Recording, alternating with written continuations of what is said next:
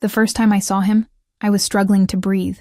Not because of him, not yet, anyway, but because the vintage corset of my waitressing uniform was cinched too tight. A cruel joke from the new manager who thought I needed to fill it out better.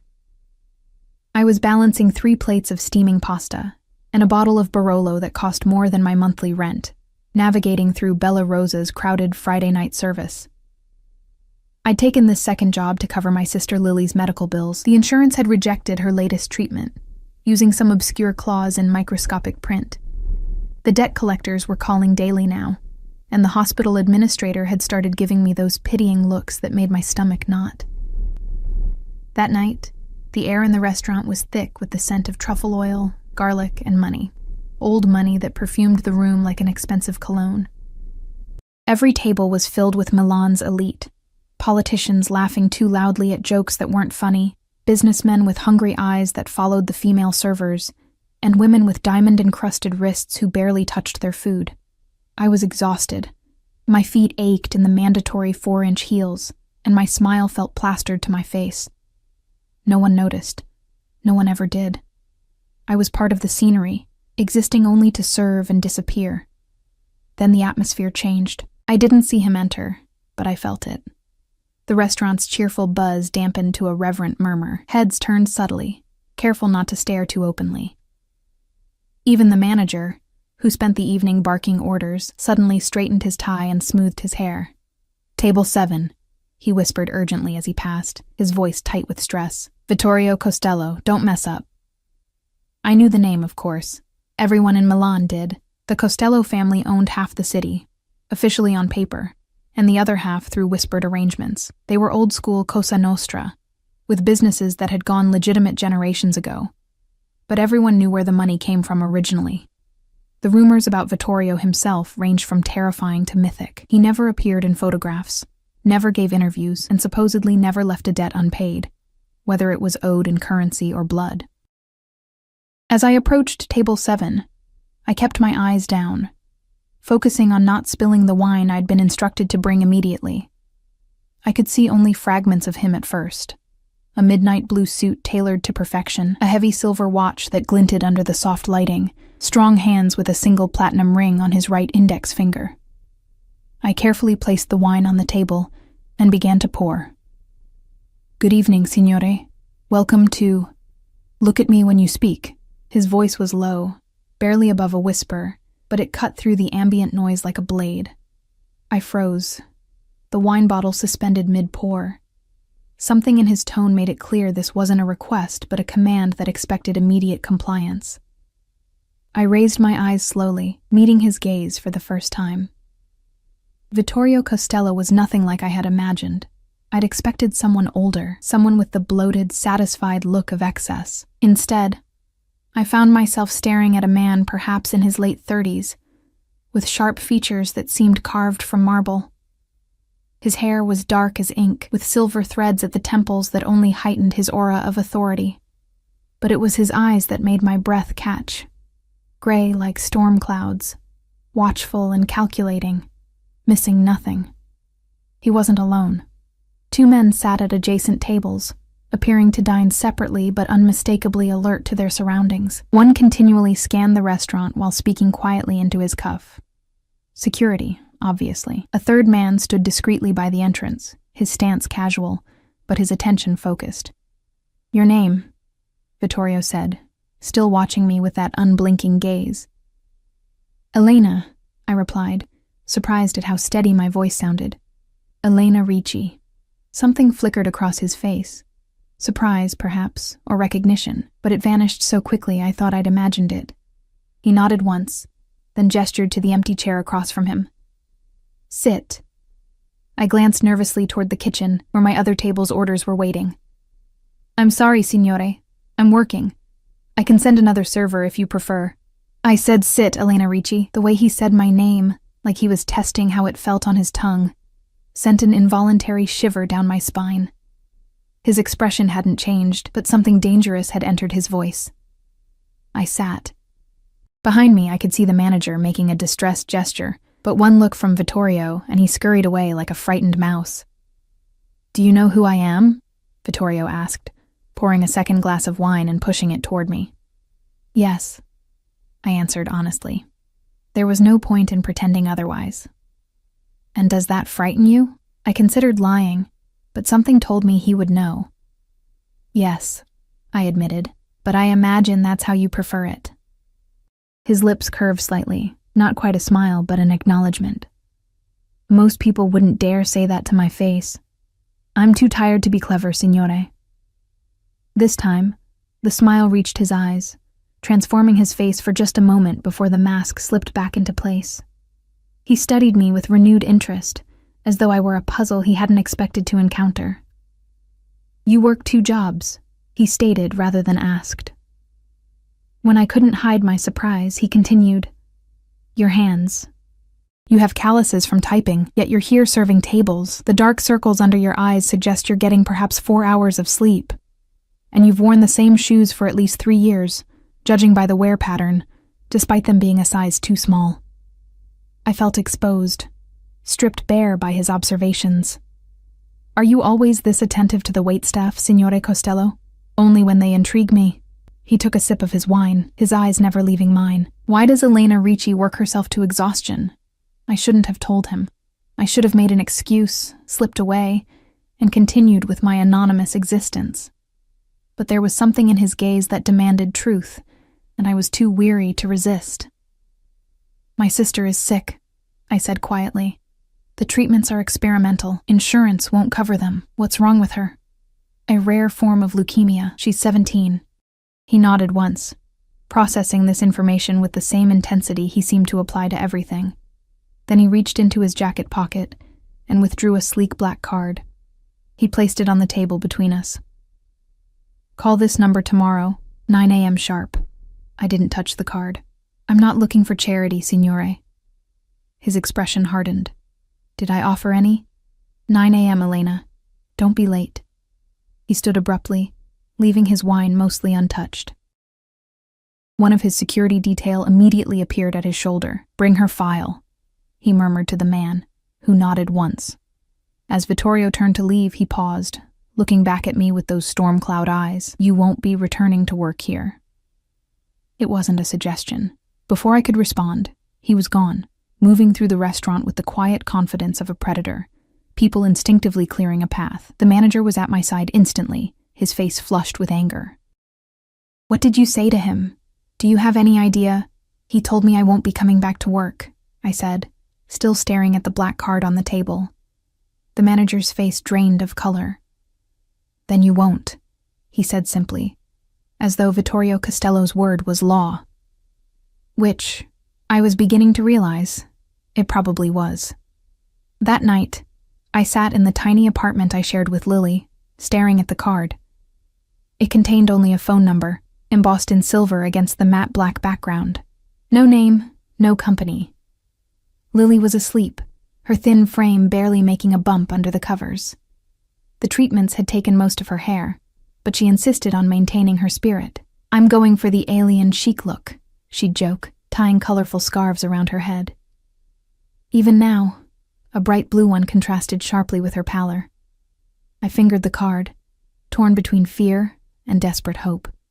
Whatever Vittorio Costello wanted from me, it couldn't be good. Men like him didn't notice women like me unless they wanted something. But if there was even a chance he could help Lily... I set my alarm for 8:30 a.m. The call lasted exactly 27 seconds. A woman's clipped voice answered, instructed me to be at an address in the city's financial district at 10 a.m., and hung up before I could ask questions. No name was requested. They were expecting me. The building was all glass and steel, soaring above its neighbors with the arrogance of obscene wealth. The security desk already had my name. I was directed to the private elevator that went directly to the top floor. As the doors closed, I caught my reflection in the mirrored wall and barely recognized myself. I'd worn my best outfit, a simple navy blue dress that had once been for interviews, but now served as my good clothes for any important occasion. My dark hair was pulled back in a neat bun, and I'd applied minimal makeup to hide my exhaustion. I looked respectable, but hopelessly out of place in this temple of power. The elevator opened directly into a vast office. Floor-to-ceiling windows offered a panoramic view of Milan, making the city look like a toy model spread out below. The space was sparsely furnished, but with pieces that screamed quality. An antique desk that had probably witnessed centuries of history, leather chairs soft as butter, and a single painting on the wall that I recognized with shock as an original Caravaggio. Vittorio stood with his back to me, gazing out over the city. He didn't turn when I entered, but I knew he was aware of my presence. "You're 3 minutes early," he said, his voice echoing slightly in the cavernous space. "I appreciate punctuality. The metro was running on time for once," I replied, clutching my small handbag like a shield. He turned then, and I was struck again by his presence. Today, he wore a charcoal gray suit that fit him like armor. His security detail was less visible but undoubtedly present. I'd noticed 2 men watching me in the lobby, and another had ridden up in a separate elevator. "Do you know why you're here, Elena?" I shook my head, finding my voice had momentarily abandoned me. He gestured to one of the chairs across from his desk. "Please." I sat, perched on the edge like a sparrow ready to take flight at the first sign of danger. Vittorio took his own seat, folding his hands on the desk. On its polished surface lay a folder. He pushed it toward me. "Your sister's medical file. I had my people retrieve it this morning." My hand froze halfway to the folder. That's confidential. How did you... There's very little that's inaccessible to me." He stated this as a simple fact, without pride or boasting. "Open it." With trembling fingers, I flipped open the cover. Inside were all of Lily's records, her diagnosis, treatment plans, prognosis, and paperwork I'd never seen before. Approvals for experimental treatments, transfer requests to a specialized clinic in Switzerland, and a payment confirmation for an amount that made my head spin. "I don't understand," I whispered, looking up at him. "Your sister will receive the best care available. The Swiss clinic specializes in her particular form of leukemia. Their success rate is 78%, the highest in Europe." He spoke as though arranging multi-million euro medical treatments was as routine as ordering coffee. "She leaves tomorrow. All arrangements have been made." I stared at him, waiting for the catch, the dark underbelly of this miraculous offer. "Why would you do this? You don't know us." Vittorio's expression remained impassive, but something shifted in those storm-gray eyes. "I have my reasons." He opened a drawer and withdrew another folder, this one much thinner. "This is my offer to you." My heart sank. Here it was. The price. "What do you want from me?" I asked, my voice barely audible. "Marriage." The word hung in the air between us, absurd and impossible. I laughed, a short, disbelieving sound that died as soon as I saw his expression hadn't changed.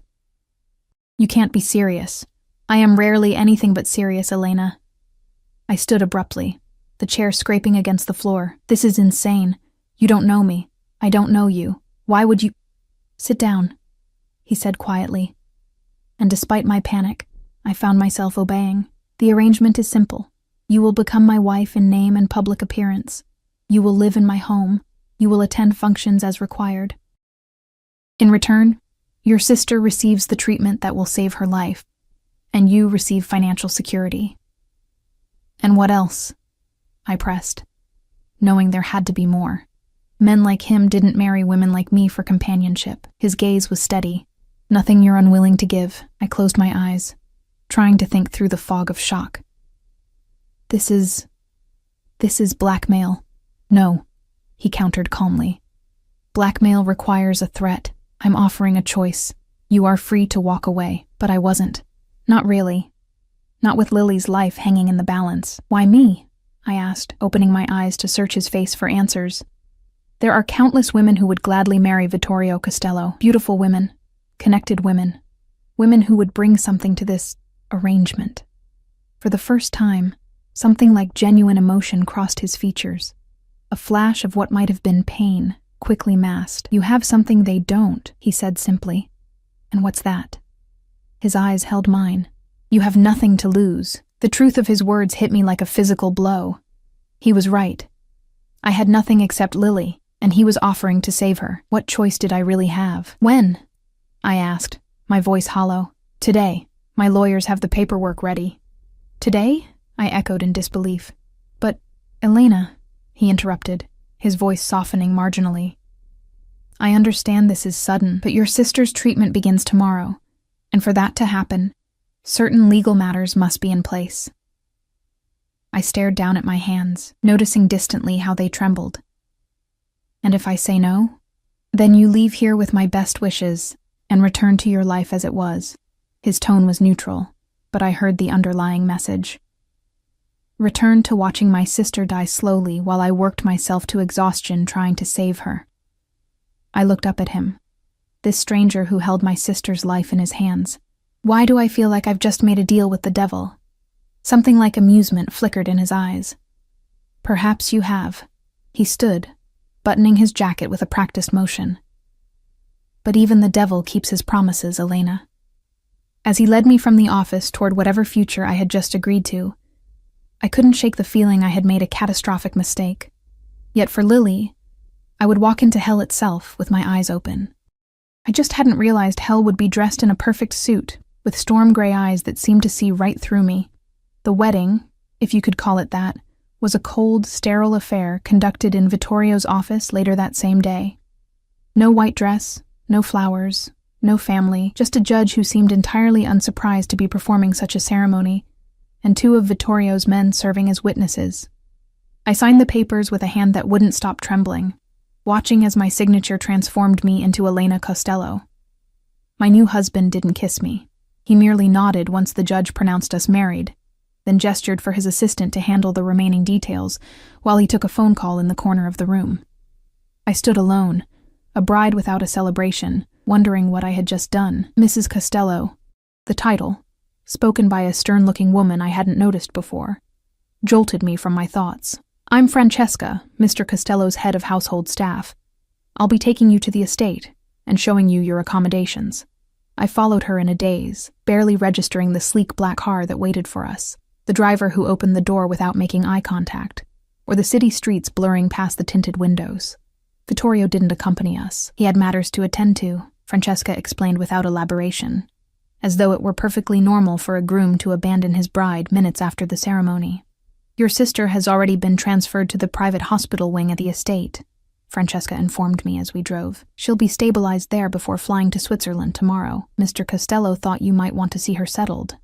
At the mention of Lily, my fog lifted slightly. She's at the estate? Now? Does she know what's happened? She knows she's receiving specialized treatment arranged by Mr. Costello. The details of the arrangement have been left for you to explain as you see fit. I nodded, grateful for this small mercy at least. How would I explain to my vibrant, idealistic sister that I had essentially sold myself to save her life?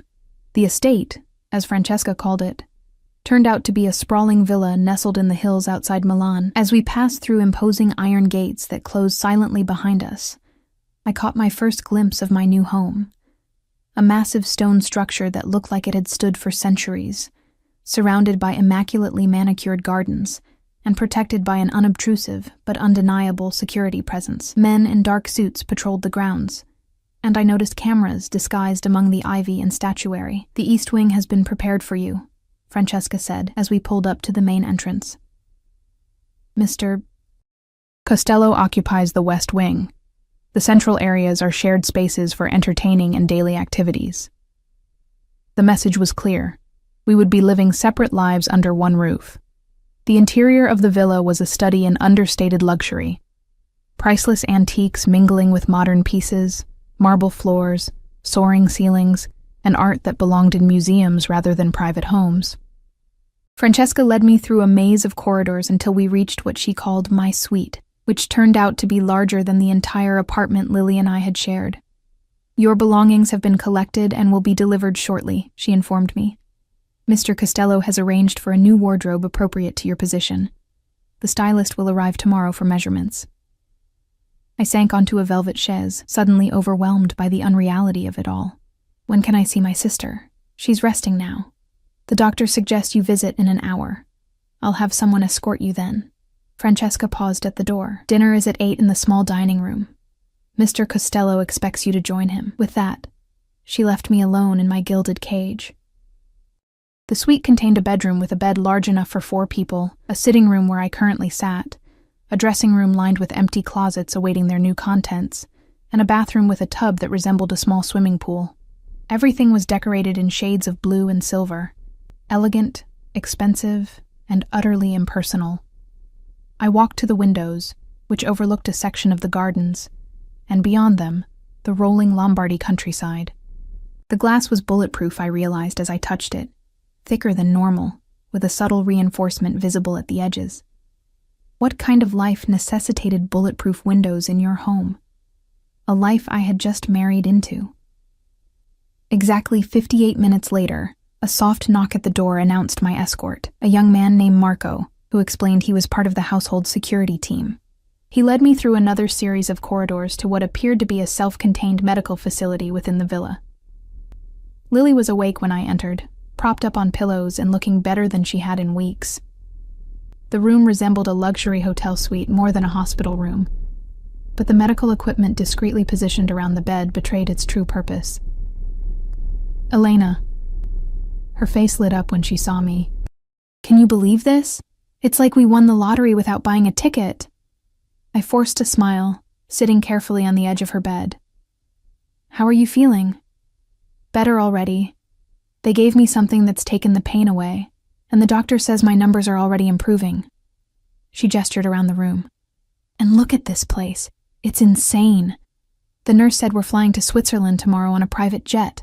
A private jet, Elena. Her excitement faded as she studied my face. What's wrong? You look weird. I took her hand, trying to find the words. Lily, do you know who's paying for all this? She nodded. Some rich guy you work for? The one from the restaurant? They didn't tell me much, just that you had connections I didn't know about. Her eyes narrowed. What's going on? What aren't you telling me? I couldn't do it. Couldn't tell her the truth, not when she was looking at me with such hope and excitement. It's complicated, I said finally. But yes, it's Vittorio Costello. He's helping us. Out of the goodness of his heart, Lily had always been too perceptive for her own good. Come on, Lena.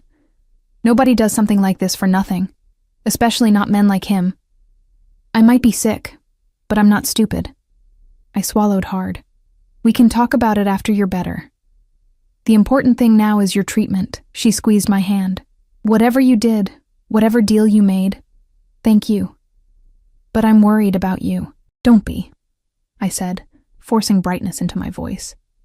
Everything's going to be fine now. You're going to get better, and that's all that matters. We spent the next hour together, carefully avoiding the subject of Vittorio and focusing instead on the treatment plan the doctors had outlined. Lily would spend 6 months in Switzerland, receiving a combination of experimental therapies that had shown promising results in cases like hers. I promised to visit as often as possible, not knowing if that was a promise I would be allowed to keep. By the time I left her, exhaustion had caught up with me. Marco escorted me back to my suite, where I found that my few possessions had indeed been delivered, my clothes hanging forlornly in one small corner of the massive closet, looking shabby and out of place like their owner. I showered in the palatial bathroom, wrapped myself in a robe softer than anything I'd ever owned, and lay down on the enormous bed, intending to rest for just a moment before dinner. I awoke to darkness and a soft knocking at my door. Disoriented, I stumbled to open it, finding Francesca looking distinctly disapproving on the other side. Mrs. Costello, you missed dinner. It's nearly 10 o'clock. Horror washed over me. I fell asleep. I'm so sorry. Mr. Costello asks that you join him in his study. Her tone made it clear this was not a request to be declined. Panic seized me. Now? Like this? I gestured to my robe and disheveled appearance. I suggest you dress quickly, was her only response. I threw on the least wrinkled of my old clothes, a simple black dress that had seen better days, and ran a brush through my tangled hair. No time for makeup or proper grooming. I followed Francesca through the silent villa, mentally preparing excuses, apologies, explanations. Vittorio's study was a masculine space dominated by dark wood, leather-bound books, and the scent of expensive cigars. He sat behind a massive desk, reading glasses perched on his nose as he reviewed documents. He didn't look up when I entered, merely gestured to a chair across from him. "I apologize for missing dinner," I said into the silence. "I fell asleep and your sister departs for Switzerland at 6 a.m. He removed his glasses, finally looking at me. "You'll want to see her before she goes." I blinked in surprise. Was that all? No anger at the social slight, no reminder of my obligations. "Yes. Thank you." He studied me for a moment, his expression unreadable. "You look exhausted." "It's been an eventful day." Something like amusement flickered in his eyes. "Indeed." He stood, walking to a sideboard where he poured amber liquid into 2 glasses. He offered one to me, which I accepted with slightly shaky hands. "To new beginnings," he said, raising his glass slightly. I took a small sip, the expensive whiskey burning a path down my throat. "What happens now?" I asked. "Now?" He returned to his seat, leaning back to regard me thoughtfully. "Now you rest. Recover your strength. Your sister will need you to be strong during her treatment. And us? This marriage?" Vittorio swirled the liquid in his glass. "We have an arrangement, Elena. Nothing more, nothing less." "But why?" I pressed, emboldened by exhaustion and the whiskey warming my blood. "Why this charade? Why marriage? If you wanted companionship, there are simpler ways." His expression hardened slightly. "I have my reasons. They are not your concern at present." "Not my concern?" I laughed incredulously. "It's my life. A life you chose," he reminded me, his voice cooling several degrees. "When you accepted my offer." I set down my glass, suddenly afraid I might throw it at him. "Because you gave me no real choice. There is always a choice, Elena. You made yours." He stood again, signaling the end of our conversation. "Rest. We'll speak more once your sister is settled in Switzerland." I rose on unsteady legs, anger and confusion warring within me. As I turned to leave, his voice stopped me. "Elena." I looked back at him, this stranger who was now my husband. "I keep my promises," he said quietly. "Your sister will have the best care possible. And you." His eyes held mine. "You will be safe here." Something in his tone sent a chill down my spine. Safe from what? But he had already returned to his papers, dismissing me as effectively as if he'd shown me the door. I spent the early hours of the next morning with Lily, trying to project confidence and optimism as she prepared for her journey. A medical team would accompany her, including a doctor who specialized in her condition, and 2 nurses who would remain with her throughout the treatment. "I'll call every day," I promised, as they readied her for transport, "and I'll visit as soon as they say you're settled." "You'd better." She squeezed my hand. "And Elena? Figure out what you've gotten yourself into, okay? I want you safe too." I kissed her forehead, fighting back tears. "Don't worry about me. Just focus on getting better," as the medical team wheeled her toward the waiting helicopter, which would take her to the private airfield where Vittorio's jet awaited. I felt a presence beside me. Vittorio stood there, watching the proceedings with his usual inscrutable expression. "She'll be in good hands," he said, not looking at me. "Thank you," I whispered, and meant it, despite everything else. He nodded once, then walked away, leaving me to wave goodbye to my sister as she was lifted into the sky, headed toward hope and healing while I remained behind, bound to a man I didn't know by a contract disguised as marriage.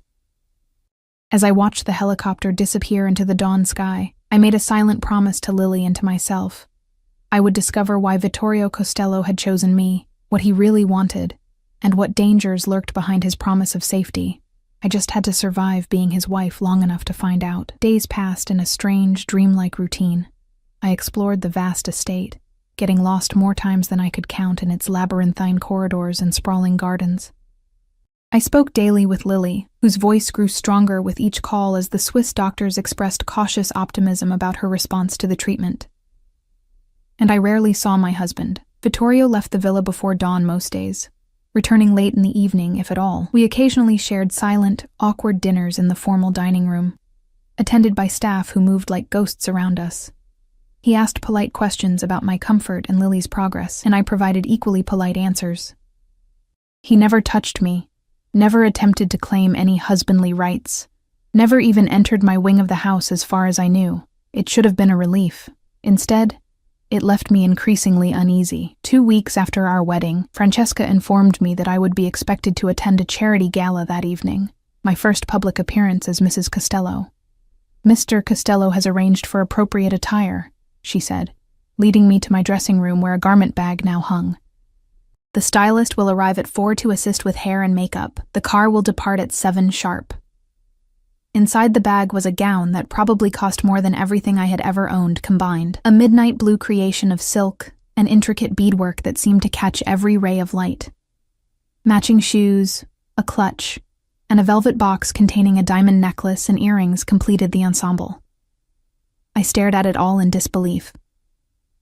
"This is excessive."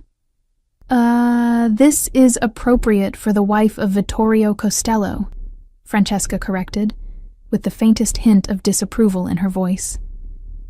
She had made it clear through 1,000 subtle indicators that she found me woefully inadequate for my new position, though she was too professional to say so directly.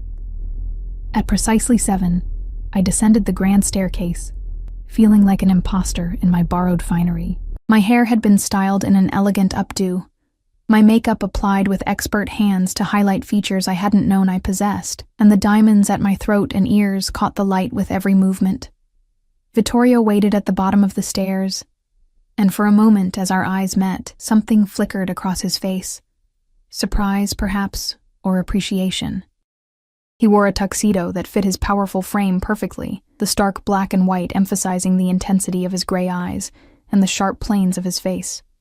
"You look lovely," he said, offering his arm with formal courtesy. "Thank you." I placed my hand on his sleeve, feeling the heat of him even through the layers of fabric. It was the closest we had been since our wedding day. A sleek limousine waited outside, with the now familiar security detail in place.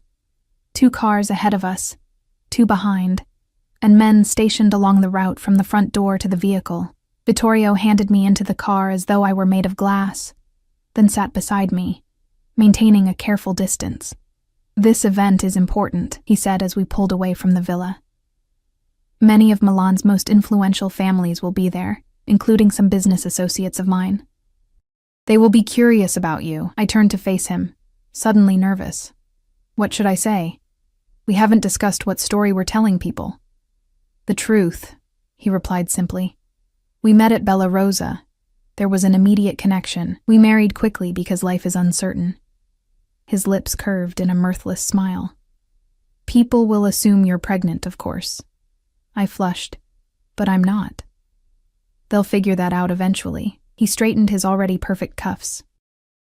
"You needn't worry about conversation. Stay close to me, smile, be charming, but say little. These people are vipers disguised as peacocks." "And what are you?" I asked before I could stop myself. His eyes met mine, and for a second, I glimpsed something dangerous behind them. "I am exactly what they think I am, Elena. Never forget that." The gala was held at one of Milan's oldest and most prestigious hotels, its ballroom transformed into a glittering wonderland of flowers, crystal, and candlelight. As we entered, I felt the subtle shift in the room's energy.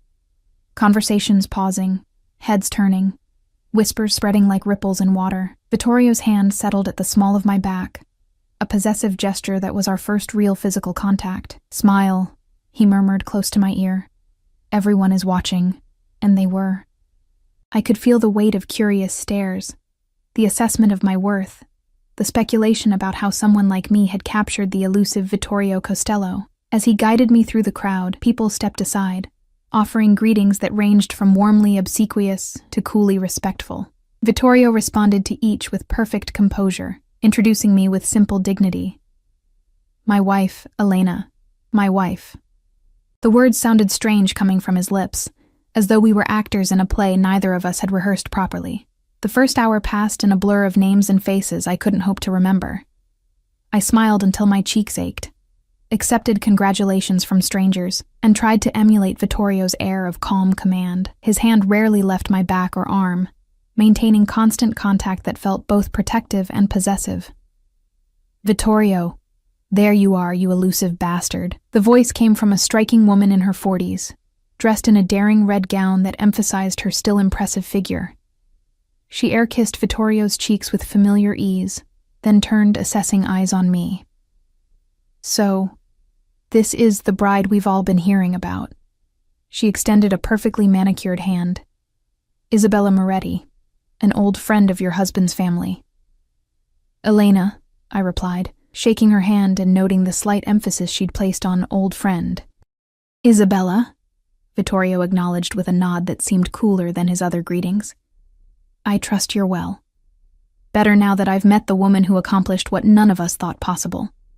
Her smile was razor-sharp, capturing the uncapturable Vittorio Costello. You must tell me your secret, my dear. There's no secret, I said, feeling Vittorio's hand tighten slightly at my waist. Sometimes the heart simply knows what it wants. Isabella laughed, a sound like breaking glass. The heart. How refreshingly romantic. I would have thought it was something far more practical. Her gaze flicked downward, assessing my still flat stomach. You'll have to excuse us, Isabella, Vittorio cut in smoothly. The ambassador is waiting. He steered me away, his expression betraying nothing of his thoughts. Who was that? I whispered once we were out of earshot. Someone who wanted to be where you are, he replied cryptically. One of many, in fact. Before I could press for details, we were approached by an elderly man with shrewd eyes and a younger man who bore a striking resemblance to him. Salvatore, Vittorio greeted the older man with what seemed like genuine respect. Allow me to introduce my wife, Elena. Elena, this is Salvatore Ricci and his son Antonio. I froze at the name. Ricci, my name, my father's name. I looked more closely at the older man, searching for any resemblance to the father I barely remembered, who had disappeared when I was 6 years old. A pleasure to meet the woman who has finally tamed Vittorio, Salvatore said, kissing my hand with old-world courtesy. Ricci, was it? Before your marriage, of course. Any relation to the Riccis of Tuscany? I don't think so, I managed, glancing at Vittorio, whose face revealed nothing. My father died when I was young. I know little of his family. Something passed between Salvatore and Vittorio, a silent communication I couldn't decipher. A shame, Salvatore murmured. Family is everything. Wouldn't you agree, Vittorio? Indeed, my husband replied, his tone giving away nothing of his thoughts. The evening continued in this vein. Cryptic conversations, meaningful glances I couldn't interpret, and the constant, unnerving sensation of being watched and evaluated. By the time we returned to the limousine several hours later, my nerves were frayed to the breaking point. Did you know? I demanded as soon as the car door closed behind us. About Salvatore Ricci? Is he related to me? Vittorio loosened his bow tie with a practiced motion. Why do you ask? Don't play games, I snapped, too tired and overwhelmed to maintain the polite facade. The name, the way you looked at each other. Is that why you chose me? Because of my name? Who is he to you? To me? He studied me for a long moment, his face half hidden in the shadows of the car. Salvatore was once a business associate of your father's, he finally said. A long time ago. My heart pounded against my ribs. You knew my father? I knew of him. Vittorio's voice was carefully neutral. He was before my time, but his reputation persisted. What reputation? What business? My mother always said he was a construction worker who died in an accident. Vittorio's laugh was short and without humor. Is that what she told you? He shook his head slightly. Your mother protected you as best she could, Elena. Some truths are better left buried. Not for me, I insisted, grabbing his arm without thinking. If you know something about my father, I have a right to know too. His eyes dropped to my hand on his sleeve, and I quickly withdrew it, suddenly aware of my boldness. But the brief contact seemed to make a decision for him. Marco Ricci was not a construction worker, he said quietly. He worked for my father, as Salvatore did. They were business partners of a sort. The implication hung in the air between us. My father had been connected to the Costello family business, to the Cosa Nostra. The room seemed to spin slightly around me. That's why you chose me, I whispered, pieces falling into place. Because of who my father was, but why? He's been dead for 20 years, the debts of the father, Vittorio said cryptically. Sometimes fall to the children, sometimes. So do the rewards. What does that mean? I demanded, frustration mounting. Stop speaking in riddles. The car pulled up to the villa before he could answer. As always, security moved into position, checking the surroundings before opening our door. Vittorio exited first, then offered me his hand. I almost refused it, tempted to stay in the car until he gave me real answers. But the driver was watching, and the security team, and I had already learned that in this world, appearances mattered above all else. I took his hand and allowed him to help me from the car, the diamonds at my throat suddenly feeling like a collar. We walked in silence to the grand entrance, where Francesca waited to take my wrap and clutch. Once we were alone in the vast foyer, I turned to face him again. I deserve the truth, I said quietly but firmly, whatever it is. Vittorio regarded me with those storm-gray eyes that gave away nothing of his thoughts. The truth, he repeated, as though testing the word. The truth is rarely simple, Elena, and never painless. I'm stronger than you think. Something like respect flickered in his expression. Yes, he agreed. I believe you are. Which is why I will tell you this much tonight. Your father made choices that put both you and your sister in danger. Danger you never knew existed because others protected you from it. What danger? Who protected us? I did. The simple statement hung in the air between us. For the past 15 years, I have ensured that the shadows of your father's choices never touched you or Lily, but circumstances have changed. Keeping you safe from a distance was no longer possible. I stared at him, trying to process this revelation. So this marriage, it's what? Some kind of elaborate protection program? His lips curved slightly, in a manner of speaking. From what? Who would want to hurt us after all this time? That, he said, is a conversation for another day. You're exhausted, and these are waters too deep to wade into tonight. He was right. I was swaying slightly on my feet, the combination of emotional shock and physical fatigue taking its toll. But I couldn't let it go entirely. Promise me, I said, meeting his gaze directly. Promise you'll tell me everything, soon. Vittorio studied me for a long moment, then inclined his head slightly. You have my word. He gestured toward the grand staircase. Rest now. We'll speak tomorrow. As I climbed the stairs, I felt his eyes on me, watching until I disappeared from view. In my suite, I carefully removed the diamonds and the beautiful gown, placing them in the dressing room like the costumes they were. I showered away the makeup and perfume, returning to myself, or the self I had been before I became Elena Costello. But as I slipped between the silk sheets of my too large bed, I realized that self was gone forever.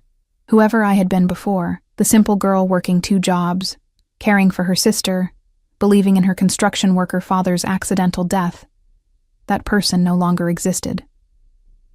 In her place was a woman married to a dangerous man, wearing borrowed finery, living in a house with bulletproof glass, and carrying a name that apparently came with shadows and debts I didn't understand.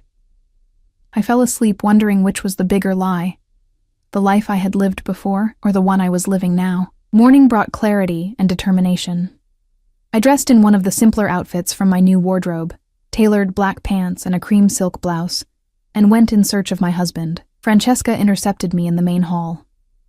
Mr. Costello left for Milan at dawn, she informed me with her usual efficiency. He asked that you join him for dinner at 8. The car will take you to the restaurant. Did he leave a number where I can reach him? I asked, undeterred. It's important, Mr. Costello does not appreciate being disturbed during business hours. Her tone suggested I was being unreasonable. If there's an emergency, you may speak with Marco. I bit back my frustration. It's about my sister. This was a slight manipulation. Lily was doing well according to our morning call.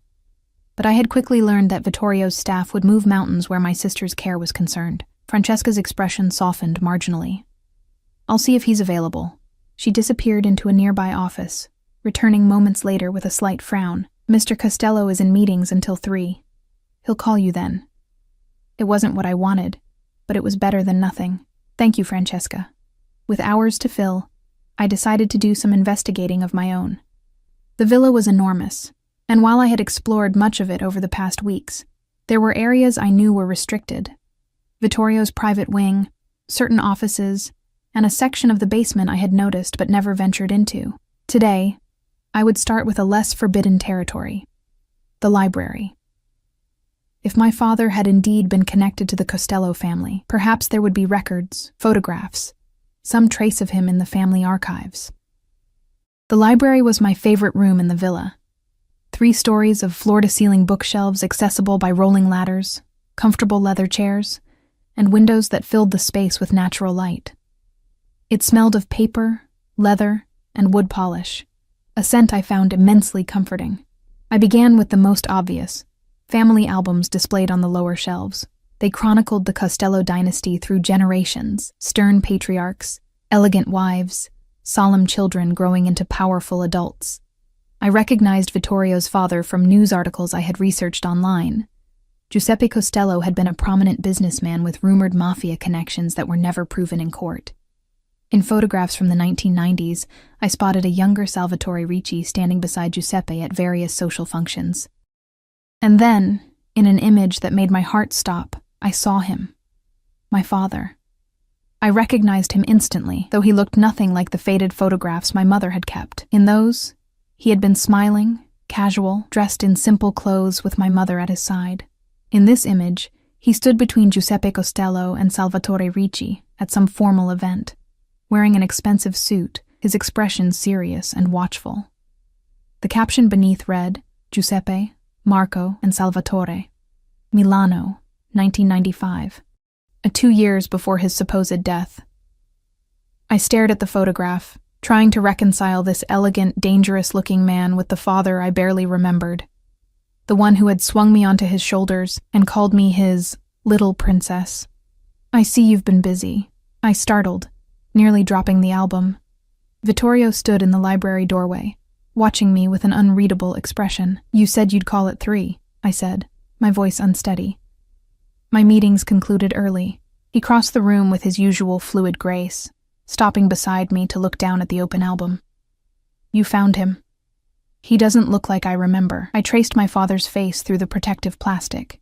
My mother kept photos of a different man. "Your mother wanted to remember the man she fell in love with, not the man he became." Vittorio gently took the album from my hands, closing it and returning it to its shelf. "Come, we should talk somewhere more comfortable." He led me to his study, a room I had only entered once before.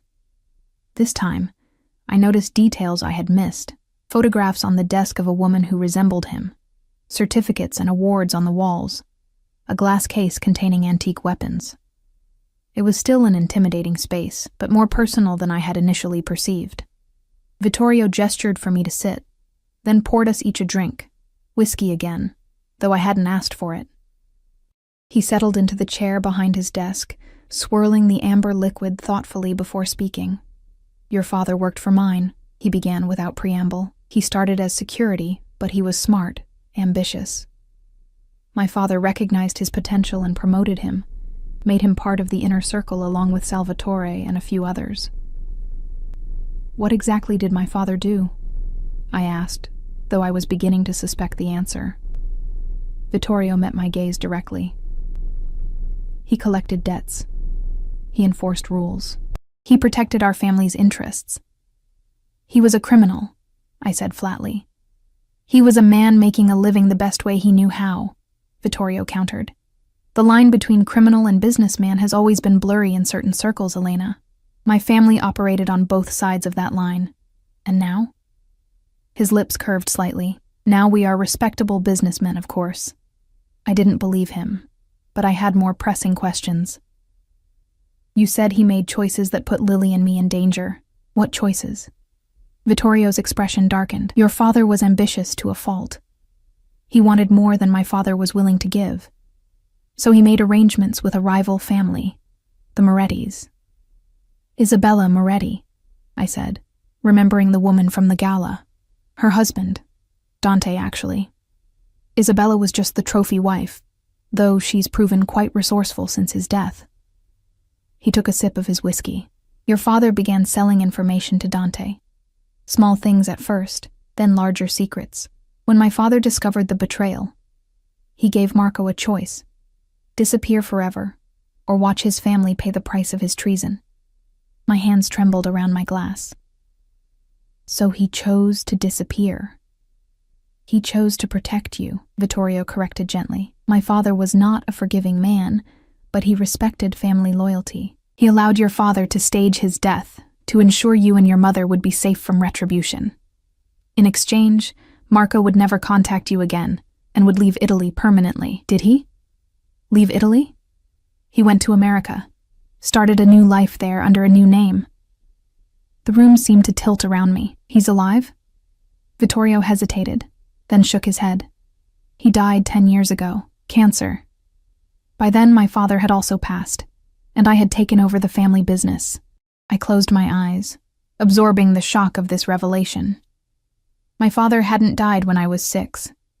He had abandoned us, chosen exile over facing the consequences of his actions. He had lived for another decade while my mother struggled to raise 2 daughters alone, while I took on adult responsibilities as a child to help her. Why didn't you tell me this when we met? I demanded, anger replacing shock. Why the elaborate charade of marriage? If you've been protecting us all these years, why change the arrangement now? Vittorio set down his glass, his expression grave. Because Dante Moretti's son, Angelo, recently discovered your existence. He believes incorrectly that your father left something valuable behind. Information, accounts, evidence that could damage their family. He's been looking for you and Lily. Cold fear replaced my anger. Is that why Lily got sick? Did they— No, Vittorio said quickly. Her illness is tragic but natural. But when she began receiving specialized treatment, it created electronic records, hospital visits, a trail that Angelo's people were able to follow. They found your apartment 2 days before I approached you at the restaurant. So you what? Decided to marry me to keep me under lock and key? I decided to marry you because it was the most effective way to place you under my protection, he corrected. The Costello name still carries weight in Milan. Few would dare touch my wife. But Lily is safer in Switzerland, receiving treatment that may save her life, surrounded by security that reports directly to me. I stood abruptly, too agitated to remain seated. This is insane. All of it. I'm not part of this world. I'm a nobody. A waitress, a temp worker. I've never done anything to Angelo Moretti or his family. You exist, Vittorio said simply. Sometimes that's enough. I paced the length of his study, trying to process everything he'd told me. So, what happens now? Do we stay married forever? Do I live the rest of my life as a Mafia princess, hiding behind your name and your security team? Until Angelo is no longer a threat, yes. And when will that be? Something dangerous flashed in Vittorio's eyes. Soon, if I have my way.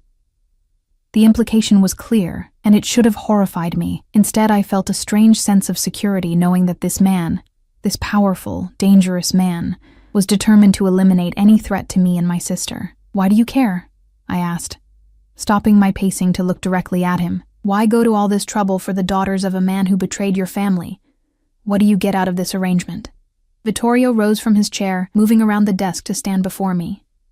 This close, I could smell his cologne, something woodsy and expensive, and feel the heat radiating from his body. Your father made mistakes, he said quietly, but before that he saved my life. Twice. I was 15 the first time, caught in a situation I shouldn't have been in. Marco pulled me out, took a bullet in the process. He gestured to his shoulder. The second time, I was 20, and he intercepted information about a planned hit. He warned me, against his own interests with the Morettis. So this is about repaying a debt, I said, some of my tension easing. That, at least, made sense to me. Partly, he acknowledged. But also, he hesitated, something I'd never seen him do before. There are things you don't know about me, Elena. Reasons why marriage to someone like you serves purposes beyond your protection. Someone like me? Someone real, unconnected. Someone who sees me as Vittorio, not as a Costello. For the first time, I glimpsed vulnerability beneath his controlled exterior. This powerful, feared man was also, in some ways, as trapped as I was, imprisoned by his name, his position, the expectations of the world he inhabited. Before I could respond, his phone buzzed. He checked it with a frown, then looked back at me. "We'll have to continue this later. There's a situation that requires my attention." "Of course," I said, suddenly exhausted by the weight of revelations. "Your business." He hesitated, then reached out to touch my face, the first time he had done so with gentleness rather than calculated public display. "This isn't how I wanted to tell you. Is any of it real?" I asked, unable to help myself. "This marriage, your protection, your interest in me?" His expression softened marginally. "More real than you know." With that cryptic response, he was gone, leaving me alone with shattered illusions about my father, new fears for my sister, and confusing feelings about the man I had married for survival, but was beginning to see as something more complex than the monster I had initially believed him to be. That night, he didn't come home at all. 3 days passed with no word from Vittorio. Francesca assured me this was normal. Mr. Costello often has business that takes him away, but I noticed the increased security presence around the villa, the hushed conversations that stopped when I entered rooms, the tense vigilance of the guards patrolling the grounds. Something was wrong. On the 4th morning, I was speaking with Lily via video call when the connection suddenly dropped. I tried calling back immediately, but the call wouldn't go through. Panic rising, I rushed to find Marco, who had become my most reliable source of information in Vittorio's absence. I found him in the security room, surrounded by monitors showing different areas of the estate. He was speaking rapidly into a phone, his usual calm demeanor replaced by focused intensity. "Marco," I interrupted, fear making me bold. "I can't reach Lily. The call dropped, and now I can't get through." He looked up, his expression grim. "Mrs. Costello, please wait in your suite. I'll come find you shortly." "No," I said firmly. "Tell me what's happening. Now." He hesitated, then covered the phone's microphone. "There's been an incident at the clinic in Switzerland. Your sister is safe, but we're moving her to a more secure location." "What kind of incident?" My voice rose. "What happened?" Marco glanced at the other security personnel, then guided me to a private office adjacent to the security room. Once the door closed behind us, he spoke quietly but directly. "2 men attempted to access the medical wing where your sister is being treated. They were intercepted by our security team. There was an alteration. The men were neutralized." "Neutralized," I repeated numbly. "They're dead." Marco didn't deny it. "Your sister never saw anything. She's being moved as a precaution." "I want to go to her," I insisted. "Wherever you're taking her, I need to be there." "That's not possible right now," he said, his tone softening slightly. "Mr. Costello's orders are to keep you here, where we can ensure your safety." "Where is he? Why hasn't he called me?" Marco hesitated again. "Mr. Costello is handling the situation personally." The way he said it sent a chill through me. I knew enough now about this world to understand what handling personally likely entailed. "Angelo Moretti," I guessed. "He sent those men after Lily." Marco neither confirmed nor denied it, but his expression told me I was right. "When will Vittorio return?" I asked, trying to keep my voice steady. "Soon," Marco replied, though I could tell he wasn't certain. "In the meantime, please stay within the villa. We've doubled security, but it would be safest if you remained inside." I nodded, too numb to argue further. Back in my suite, I paced restlessly, checking my phone every few minutes for any word from Lily or Vittorio. Hours passed in agonizing silence. As night fell, I stood at my window, watching the security teams patrolling the gardens with greater frequency than usual. The villa felt like a fortress under siege, though no enemy was visible beyond the gates. A soft knock at my door startled me.